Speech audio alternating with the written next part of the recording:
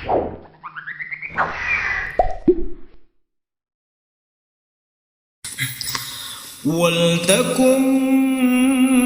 minkum ummatun yad'una ilal khairi wa ya'muruna bil ma'rufi wa yanhauna 'anil munkar wa ulaika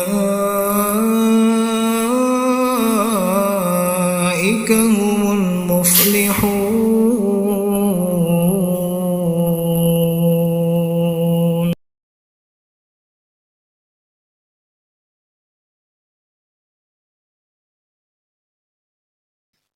Bismillahirrahmanirrahim. Assalamualaikum warahmatullahi wabarakatuh.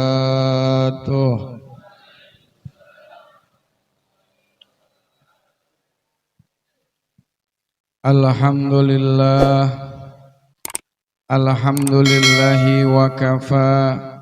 Wassalatu wassalamu ala sayyidina Muhammadinil Mustafa wa ala alihi wa ashabihi ahli sidqi wal wafa. Ashhadu an la ilaha illallah wahdahu la syarikalah wa ashhadu anna sayyidana wa nabiyyana Muhammadan abduhu wa rasuluh. Allahumma salli wa sallim wa karrim wa barik ala sayyidina Muhammadin wa ala alihi wa sahbihi ajmain, amma ba'du. Yang sama-sama kita hormati dan kita muliakan para alim ulama, para guru-guru, para ustadz yang saya tidak sebutkan satu persatu, insyaallah tidak mengurangi rasa hormat kepada para guru-guru kita. Juga pengurus Musholah Nurul Huda, segenap pengurus Musholah Nurul Huda, Bapak Edi, Bapak Soleh, Bapak Bambang dan sebagainya, yang mudah-mudahan senantiasa selalu diberikan panjang umur, murah rezekinya oleh Allah Subhanahu wa taala. Amin. Bapak-bapak, ibu-ibu, para remaja dan juga para pemirsa NH Channel di mana saja berada, yang mudah-mudahan selalu diberikan rahmat dan kemuliaan oleh Allah Subhanahu wa taala. Amin. Alhamdulillah, pada malam hari ini kita sama-sama bisa berkumpul dalam rangka pengajian bulanan yang hari ini, kali ini adalah awal dari pengajian bulanan di Musholah Nurul Huda. Mudah-mudahan kegiatan yang mulia ini, kegiatan yang baik ini akan terus berjalan. Mudah-mudahan kita semuanya bisa selalu menghadirinya. Amin ya rabbal alamin. Sholawat dan salam tidak lupa kita sampaikan kepada manusia yang paling baik akhlaknya, manusia yang paling bersih hatinya, yakni baginda Nabi besar Muhammad sallallahu alaihi wasallam. Mudah-mudahan kita termasuk umatnya yang nanti mendapatkan syafaatul uzma beliau di yaumil qiyamah. Amin ya Allah ya rabbal alamin.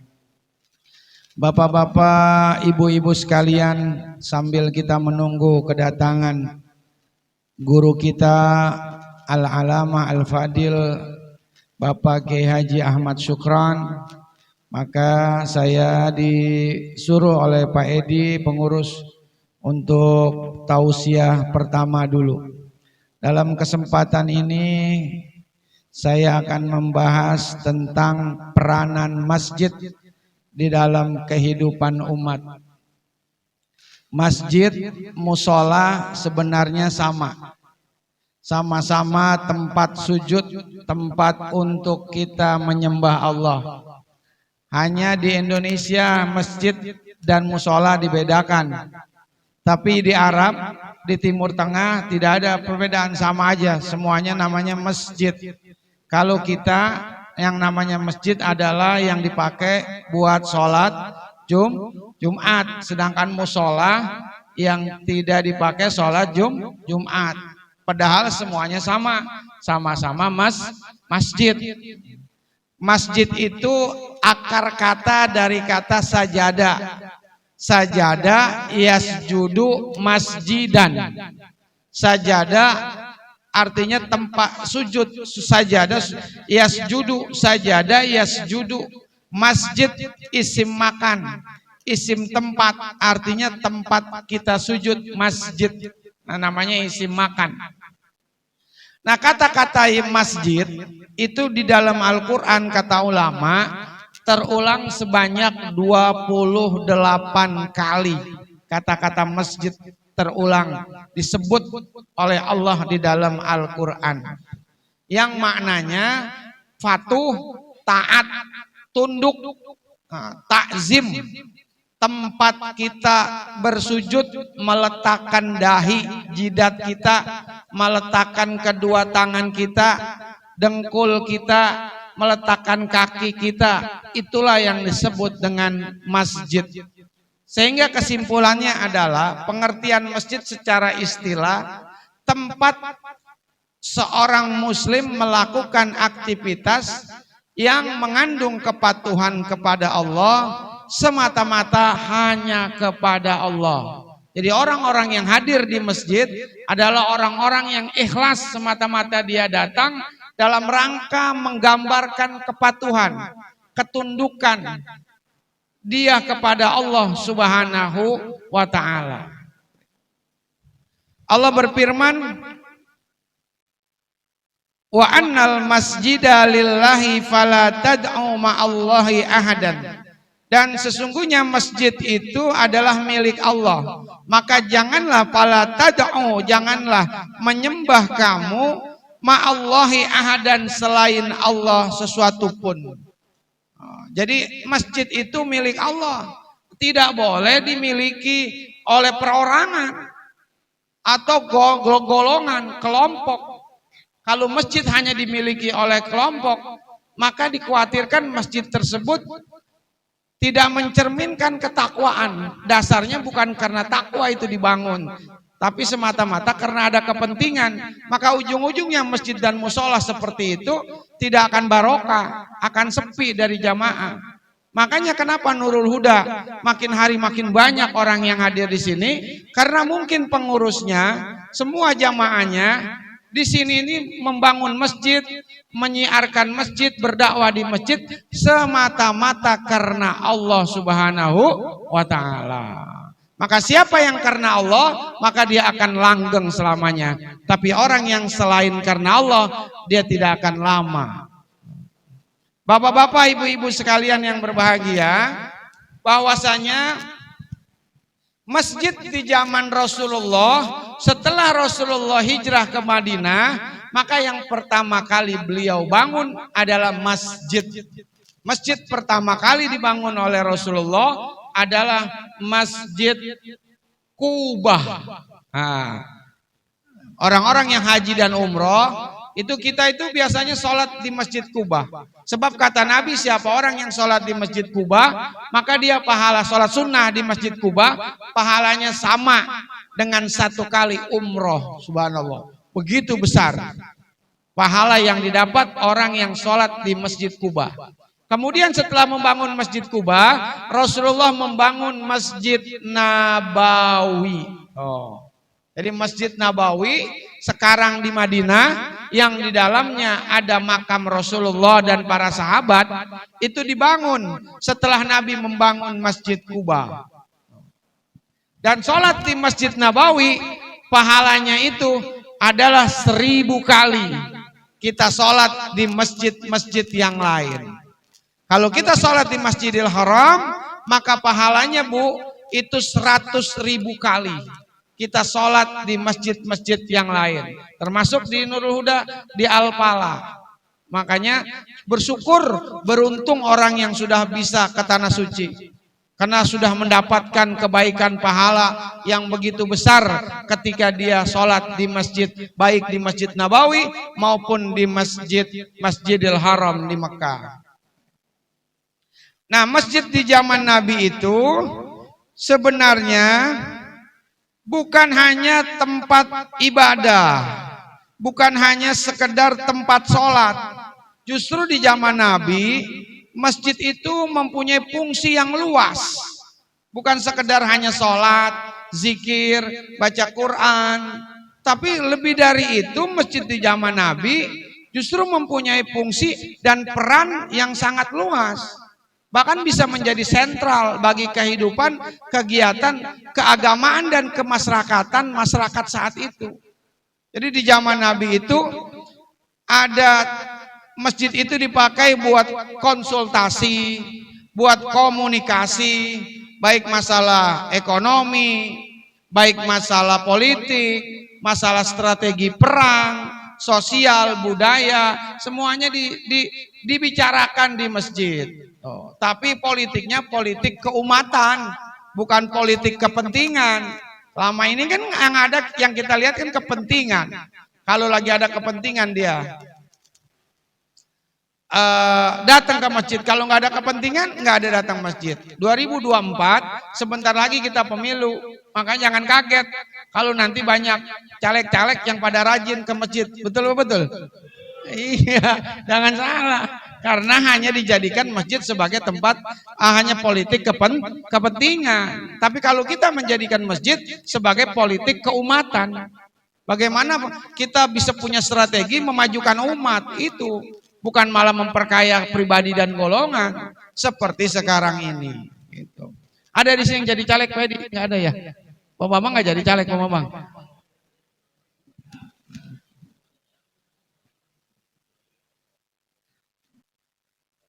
Selanjutnya masjid juga di zaman Nabi itu dijadikan sarana sebagai pendidikan, pengajian, dan alhamdulillah Nurul Huda ada pengajian dia, baik pengajian anak-anak, Ustadz Ajat,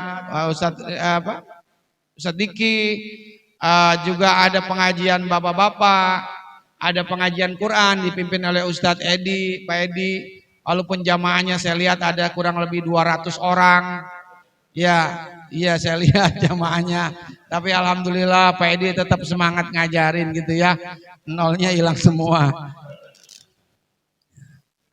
Ya, tapi alhamdulillah ada kegiatan. Karena selama ini mohon maaf, masjid di wilayah Cengkareng Timur, kebanyakan kalau udah habis Isya, saya lewat Pak, itu gerbangnya udah pada dikunci, udah gelap. Jadi orang mau sholat juga takut. Iya, kita mau sholat sendiri udah takut, gitu. Udah nggak ada kegiatan, kalah sama gereja aja banyak kegiatan, masjid malah sepi dari kegiatan. Apakah masjid nggak punya dana? Musola nggak punya dana? Punya, tapi kenapa nggak digunakan? Nah ini persoalannya. Padahal harusnya dana masjid, dana musola yang dari umat itu kan sifatnya sodakoh. Sodakoh dari masyarakat. Kenapa masyarakat mau ngasih sodakoh?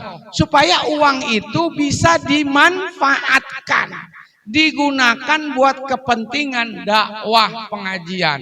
Jadi ketika kita menjadi pengurus masjid, pengurus musola, kemudian uang sodakoh orang, maka ketika ada masjid setiap Jumat mengumumkan bahwa saldonya begitu banyak sampai puluhan juta, sebenarnya kita sedih, kita nggak ada rasa bangga. Kenapa? Karena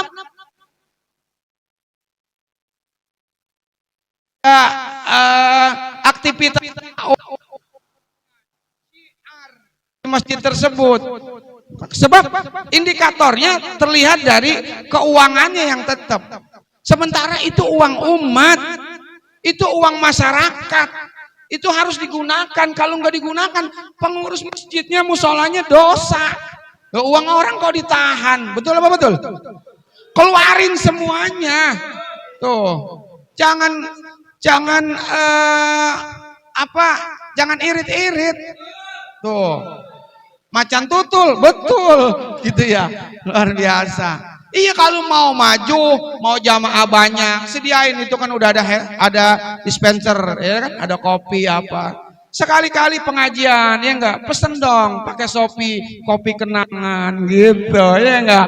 Jamaah semua beliin, besok pada datang semuanya, ya Pak ya. Sekali enggak jarang ada masjid yang kalau ngaji kopi kenangan, kan jarang kan? Mulai Pak Edi, mohon maaf nih Pak Edi, jangan marah. Saya ngomong apa adanya, ya.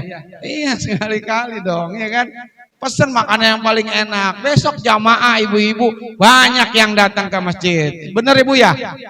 Tuh, Masya Allah. Tuh, makanya masjid itu tipenya di zaman Nabi itu menjadi sentral kegiatan. Bahkan hasil muktamar Risalatul Masjid di Mekah tahun 75 itu masjid yang baik, ciri-cirinya dia punya 5 ruangan. Yang pertama ada ruang sholat, itu udah kudu dah ya, semua masjid pasti punya. Kedua, ruang khusus wanita. Jadi wanita punya ruang khusus Pak, harus dipisahkan dari laki-laki. Jangan sampai nanti ada wanita sholat di tempat laki-laki, laki-laki sholat di tempat wanita. Tuh. Ketika kita sholat, kita nggak tahu imamnya, kita ikutin aja. Pas terakhir kita lihat lah imamnya cewek, maka sholat kita batal, tidak sah. Tuh, tidak sah. Terus ada ruang pertemuan. Nah, ada ruang pertemuan Pak Edi. Supaya kumpul-kumpul kayak Nurul Huda. Nurul Huda ruang pertemuannya di mana? Di depan tuh sambil ngerokok saya lihat tuh. Ya kan, kalau habis ngaji itu kumpul para ahli hisab. Bukan ahli hisab melihat bulan Pak. Pada begini semua Pak, ngerokok. Ya. Ya. Orang ngerokok itu tenang Bang. Orang ngerokok itu lama matinya. Bener Pak. So kalau mati ada korek, dihidupin lagi, ada korek, dihidupin lagi. Tuh lama matinya. Tapi kata Kiai Sukron, orang ngerokok itu insya Allah selama hidup tidak tumbuh uban. Enggak tumbuh uban. Kenapa enggak tumbuh uban? Karena sebelum beruban udah mati. Tuh, ahlan wa sahlan guru kita Al Mukarram Kiai Haji Ahmad Sukron. Allahumma sholli ala sayyidina Muhammadin tibbil qulubi wa dawaiha wa afiyatil abdani wa sifaiha wa nuril absari wa diyaiha wa ala alihi wa sahbihi wa sallim.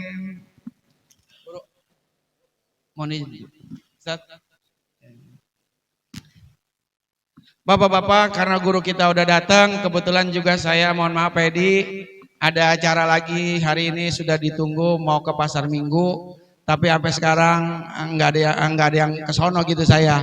Jadi saya tetap di sini aja Pak Edi ya. Mohon maaf ya. Iya nggak ada yang jemput. Ya. Jadi saya lanjutkan lagi bahwasanya model masjid di zaman Nabi itu sekarang itu banyak juga yang sudah mempraktekkan. Jadi diantaranya adalah masjid di Jogja. Namanya Masjid Joko Karian. Masjid Joko Karian kabarnya dia menerapkan manajemen masjid modern tetapi berlandaskan nilai-nilai masjid di zaman Nabi. Jadi modern perangkatnya tapi nilai-nilai prinsipnya itu mereka ambil dari masjid yang ada di zaman Nabi. Di mana di zaman Nabi masjid tidak hanya dijadikan tempat buat ibadah, tapi lebih luas difungsikan sebagai sentral dari kegiatan umat. Maka kita bersyukur di Musolah Nurul Huda ini sekarang sudah mulai menggeliat kegiatan dakwahnya. Ada pengajian-pengajian mingguan, ada pengajian subuh. Sebenarnya mah nggak ngaji Pak, subuh itu sebenarnya kita mujakaroh aja. Cuma saya mah nggak pernah merasa sebagai guru, saya mah murid. Saya mah muridnya guru saya ila yaumil kiamah, sampai kiamat. Sampai kiamat juga saya muridnya Kiai Sukron. Nggak bakalan saya jadi guru, jadi murid, jadi ustadz. Saya tetap sebagai muridnya beliau. Jadi kalau beliau dapat besek 3, biasanya saya 2. Nggak bakalan saya dapat 3. Ya dia, maaf ya. Biasanya 2. Karena saya murid, masya Allah. Maaf guru ya. Orang Belanda pakai baju merah. Kalau bercanda jangan marah. Jadi kembali, jadi masjid yang bagus itu masjid yang mampu memfungsikan. Apalagi dananya banyak, Pak. Makanya saya sedih kalau ngelihat masjid di sebelah sonoan dikit tuh masjid. Itu saya lihat kalau Jumat diumumin dananya banyak puluhan juta. Tapi kalau setiap hari saya lewat situ, udah ditutup. Pengajiannya cuma malam Jumat.